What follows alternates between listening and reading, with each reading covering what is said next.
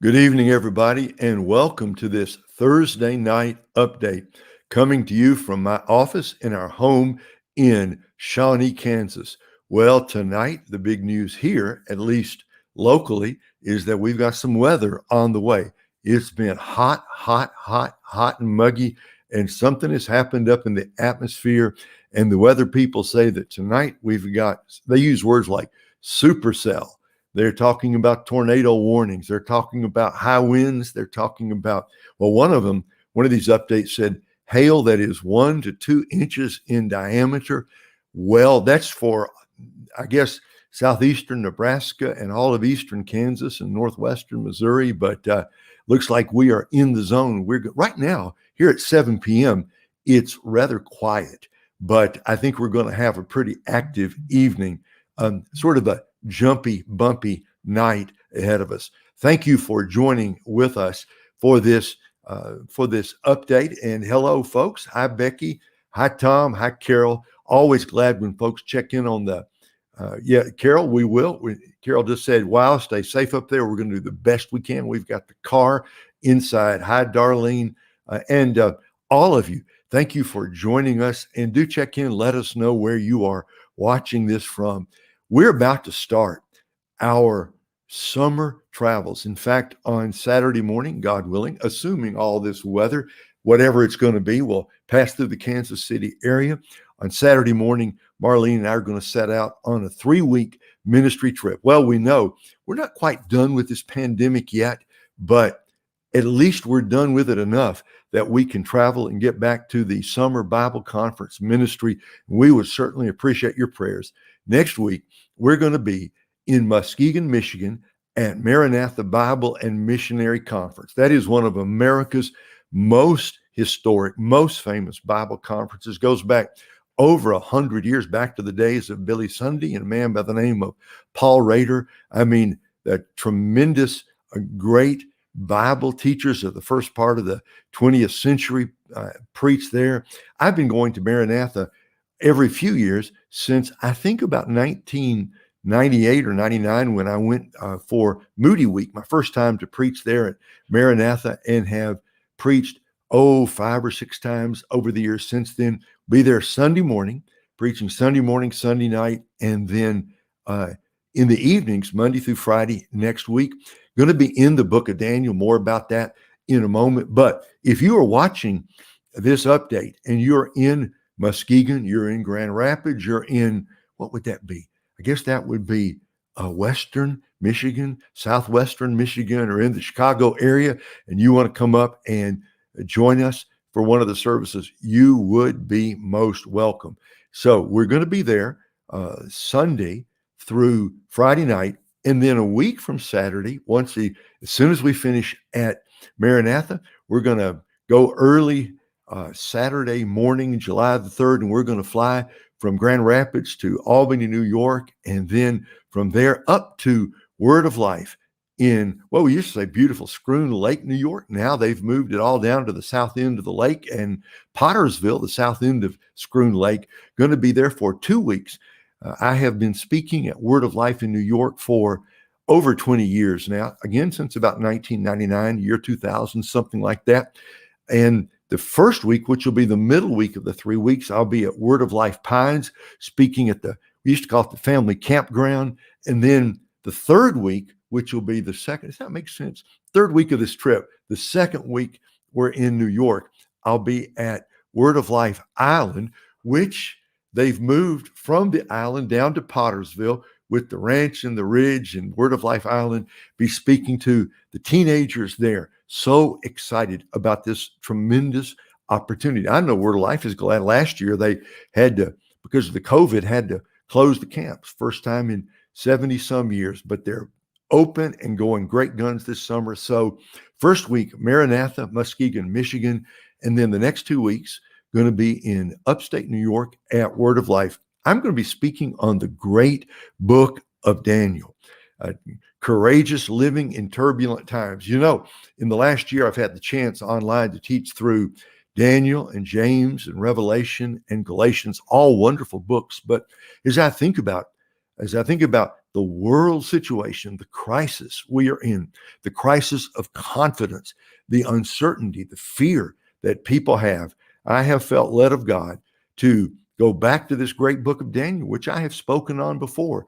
I think there may be no book of the Bible that's more, with its combination of history and biography and spiritual encouragement and prophecy about the end times. No book of the Bible may be more needed here in 2021 than the great book of Daniel. So that's where we'll be for the next 3 weeks. And I just want to ask you to pray for Marlene and me as we travel. Pray for journey mercies. Travel in this COVID era, not as easy as it was. And frankly, travel was easier for us 30 years ago than it is now. And we don't take lightly the need for your prayers that we might stay in good health during the 3 weeks we're going to be on the road, and that the Lord might visit us with his power, with his Holy Spirit power. As the song says, all is vain unless the Spirit of the Holy One comes down. So folks, I am depending on your prayers. We're asking you to pray us through these next 3 weeks. I know that you will, and thank you so much in advance for doing that. Now, some of you, I think probably, I want to tell you about a new YouTube video we've just uploaded, as in within the last 30 minutes. Some of you read my advice to my 30-year-old self that I sent out to the sermon list about a week and a half ago. Got more comments from that than anything I have sent out in a long, long time. I won't go into the whole backstory, but young man asked me recently, if you could give any advice to your 30-year-old self, what would it be? And he asked me at a most sort of inopportune moment when I didn't have a lot of time to think about it, blurted out the answer, and it turned out to be, I think, a pretty good answer. So I wrote it out, put it on the website, sent it out, and then I gave it as a devotional to the board, to the Keep Believing board at our board meeting in Chicago last Saturday morning. Well, tonight I took that devotional, recorded it, uploaded it to YouTube.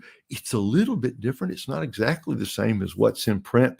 That's on YouTube right now.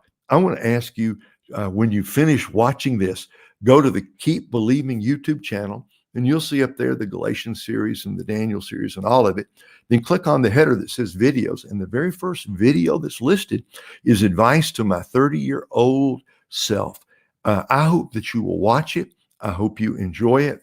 I hope it encourages you. And if you like it, I hope maybe you will share it on Facebook and other social media and share it with your friends. One last thing. We do not say a great deal about the work that Keep Believing is doing in China. We have a lot of reasons, actually, not to say a lot about it, because the work, the situation for the church in China right now is very difficult. The government has cracked down. It has been breaking up house churches. Pastors have been arrested. Churches have been shut down. Physical churches have been shut down. Crosses have been torn down. The things that are happening in China as the government has consolidated control, just unbelievable. Well, we have a group of Chinese Christians. We call them the KBM China team. Wonderful believers, love the Lord, believe in our mission. I just wanted to ask you to pray about something that's underway right now. So it hasn't, what I'm going to tell you has not yet been released, and it's going to be a while until it is available. But our KBM China team, they are taking my series, the video series I did on the book of Revelation, all 23 hours of it, and they are contextualizing it, and they are working up subtitles in Mandarin for it, and they are going to produce a Mandarin version of the series I did on the book of Revelation called The End of the Beginning. That was a wonderful Bible study. What I mean by that is I had a blast doing it. I think a lot of people enjoyed it. I want you to be praying, because our brothers and sisters in China, that it's just such a difficult moment in history for them.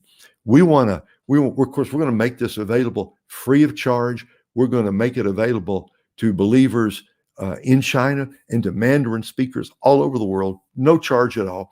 Would you join me in praying for the Keep Believing China team They got a ways to go, so it's not going to be this week or next week, but I am excited about it because I believe, again, this is one of those projects that is for such a time as this.